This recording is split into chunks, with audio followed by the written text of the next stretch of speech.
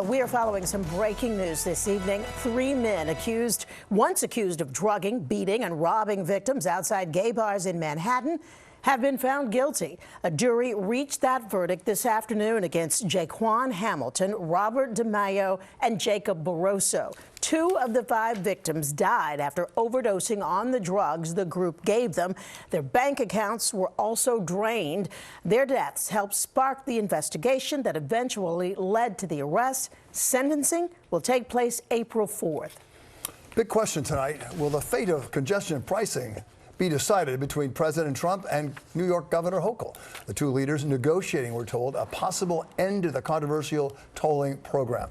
Legal experts say if the Trump administration were to intervene, the move would be blocked by the courts.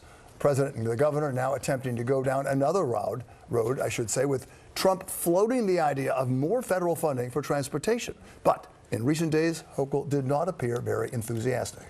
There'll be a follow-up conversation on this next week. So I don't know what the outcome will be. All I know is I'll always go into the arena and fight. By the way, over the weekend, Mr. Trump told the New York Post, and we're quoting now, "I think it's really horrible," end quote, referring to congestion pricing. Quoting again, "But I want to discuss it with her at this point. If I decide to do it, I will be able to kill it off in Washington through the Department of Transportation," end quote. A warning about a robbery spree targeting rideshare and taxi drivers. They've hit nearly 24 times over the past 3 months. At times, you can see it on video, snatching drivers' phones mid-ride and then draining their bank accounts. Eyewitness News reporter CeFaan Kim live in the Mott Haven section of the Bronx with what some drivers are now demanding. CeFaan? Well, Sandra, the New York Federation of Taxi Drivers says it doesn't understand why the NYPD didn't alert drivers of this crime spree sooner and doesn't understand why cops have not made an arrest if some of these suspects are using rideshare apps. In fact, they're asking the FBI to step in because they say this appears to involve sophisticated bank and wire fraud.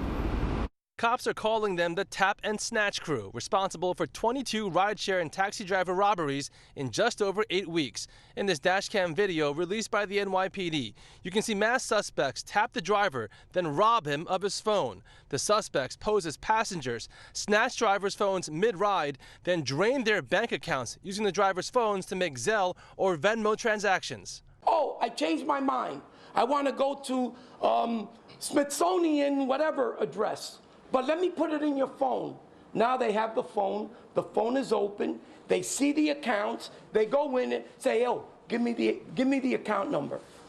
Open it up." Most of them are armed, either with a knife or pretend to be armed, right? If you pretend to be armed, I'm going to believe that you're armed. Remember, the driver is facing forward. Cops say thousands of dollars were emptied from some accounts. One driver was robbed of $10,000. 14 robberies in Queens, 6 on Staten Island, and 2 in Brooklyn from late November until February 1st. That is unheard of. This is a pattern that we should have been advised about in early January, after the 3rd or the 4th robbery of cell phones. Drivers, meanwhile, can't understand why detectives haven't been able to trace the suspects back to their rideshare accounts. We would think they would have made arrests already, but we don't know how important this is to them. They need to understand how important it is to us.